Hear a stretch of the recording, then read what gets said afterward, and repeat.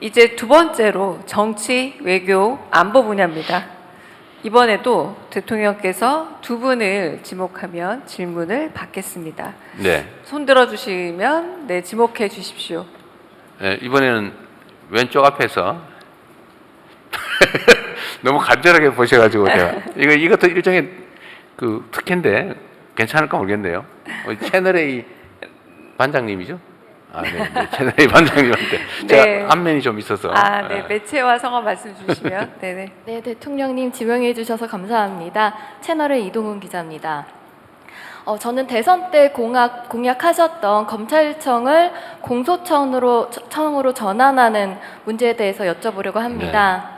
지금 여당 일부 강경파 의원들과 당대표 후보들 모두 추석 전에 개혁을 완료해야 된다 이렇게 얘기를 하고 있는데요. 네. 대통령님도 같은 타임라인을 생각하고 계신지 궁금합니다.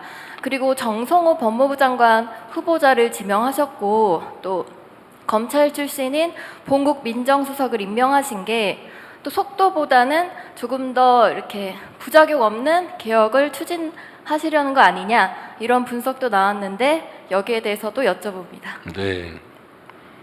가장 최근에 핫하기도 하고 제가 답변 드리기가 조금 곤란하기도 하고 예민한 질문을 해주셨습니다. 네.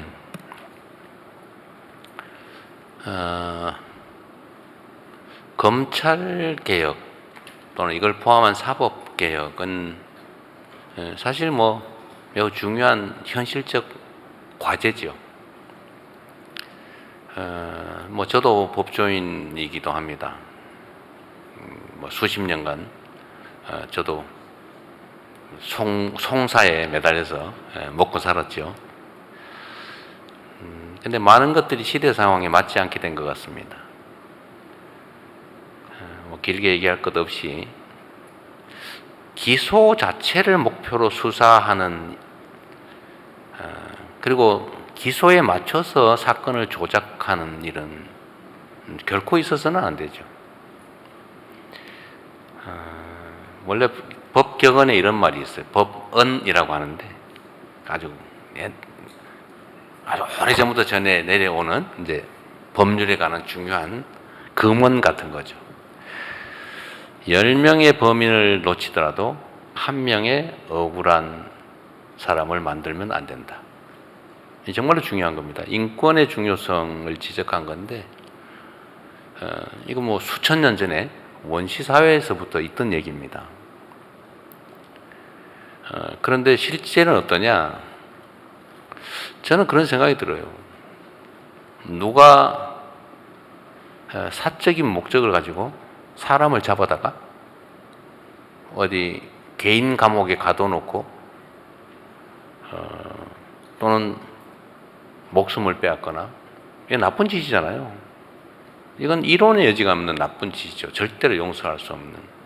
그런데 만약에 그런 범죄 악행을 막으라고 국민이 준 권력을 이용해 가지고 법률의 이름으로 그런 행위를 한다. 간첩 혐의를 뒤집어 씌워 가지고 사형 선고를 한 다음에 다음날 바로 집행해서 목숨을 빼앗는다.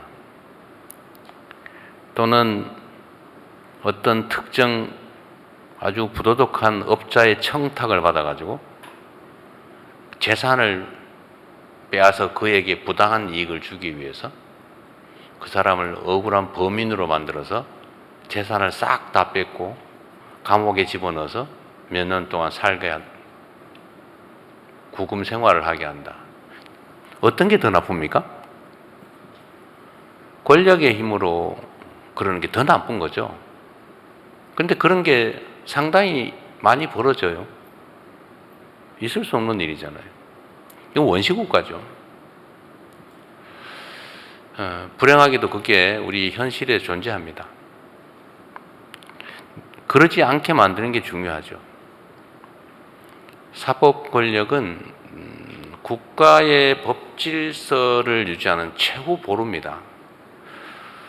우리 모든 국민들은 마지막에 그렇게 얘기하죠. 막 싸우다가 법대로 합시다. 이게 마지막 믿음이에요. 최후 보루죠. 그런데 그 법이 가진 사람 또는 특정한 목적에 의해서 악용이 되면 우리 국민들은 대체 어디에 기대겠습니까? 주먹을 쓸 수도 없고 친구한테 의존할 수도 없고 그러면 이 사회가 무너지죠. 그래서 사법개혁은 중요한 과제입니다. 범위를 좁혀서 검찰개혁 얘기를 해본다면 기소를 위해서 수사하는 이 나쁜 사례가 우리가 그 문제를 해결하기 위해서 논의하는 이 긴 시간 동안 더 악화됐어요. 더 심해졌고 더 나빠졌습니다. 우리 모두가 체감하고 있죠. 그래서 지금은 검사에게서 이제 여기서 말하는 검사는 기소하는 검사를 말하는 겁니다. 기소하는 검사에게서 수사권을 뭐 빼앗는다면 좀 그렇고 수사권을 분리해야 된다라는 점에 대해서는 우리 국민들께서 전에는 문재인 정부 때만 해도 그거 왜 뺏어?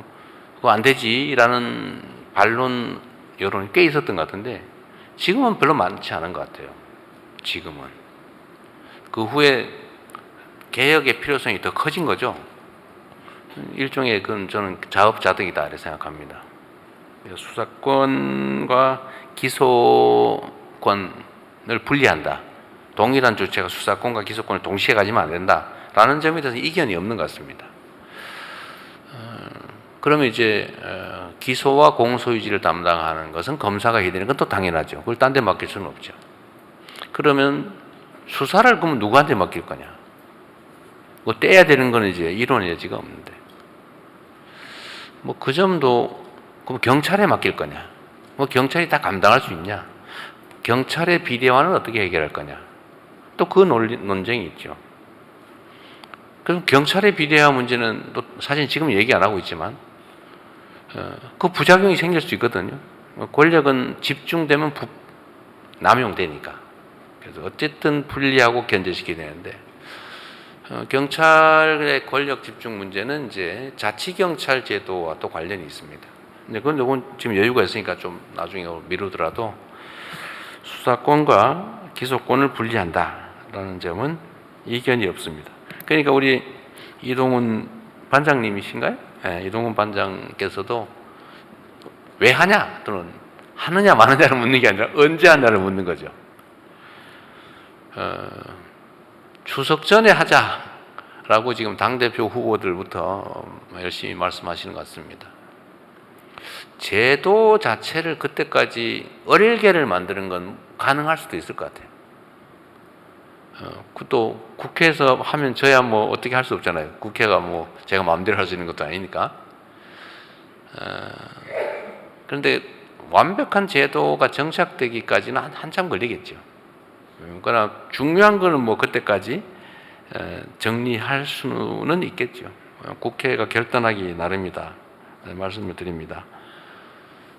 저는 뭐 협의는 하되 국회를 존중해야 되겠죠. 다만 이 과정에 이제 이 검찰 인사 문제가 사실은 걸려 있어요.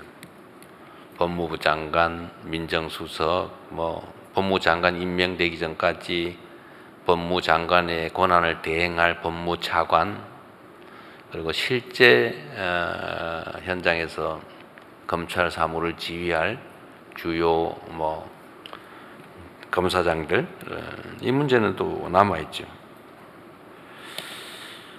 이게 속도하고 관계가 있냐는 질문에 대해서는 제가 관계가 있는 것 같기도 하고 없는 것 같기도 하고 제가 그 생각은 안 해봤어요. 근데 관계가 조금 있어 보입니다. 근데 제가 자주 말씀드린 것처럼 검찰 개혁은 국회가 하는 겁니다. 이 제도를 바꾸는 거기 때문에 뭐 정부 내에서, 근데 검찰도 정부의 일원이니까요. 정부 안에서 서로 타협해가지고 정할 문제가 아니고 국회가 입법적 결단을 할 사안이기 때문에 우리 정부에서 할 일은 그로 인한 갈등, 부작용 이런 걸 최소화하는 게 필요하죠. 좀 원만하게 또 신속하게 될 수 있도록 하는 거. 그러려면 이제 우리 대통령실 안에도 또 정부 안에도 또 검찰을 좀 잘 이해하는 사람이 맞는 게 좀 유용성이 있겠다. 네, 그런 판단을 한 겁니다. 그리고 그 담당자들이 아까 잠깐 말씀드렸습니다만 그 담당하는 주요 인사가 과거에 누구와 가까웠느냐? 그 가까웠고 아는 사람이고 뭐 인연 있는 사람을 다 골라내면 남는 게 거의 없을 것 같아요. 말씀드린 것처럼 그러나 공무원 특히 그게 누구든 간에 직업 공무원은 선출된 권력의 의사에 따를 수밖에 없어요. 뭐 안 따르면 바꾸면 되지. 임기가 있는 선출직이나 임기가 있는 공직자와는 다르잖아요. 뭐 누구든 간에 제가 아무 때나 바꾸면 되죠. 결국 대통령이 결단할 사안, 그리고 국회가 입법할 사안들이어서 그 개별 인사에 대해서 너무 걱정하지 않으셔도 된다. 그 말씀을 좀 드리고 싶고요. 속도와 관계가 있는지는 아까 말씀을 드린 것 같습니다.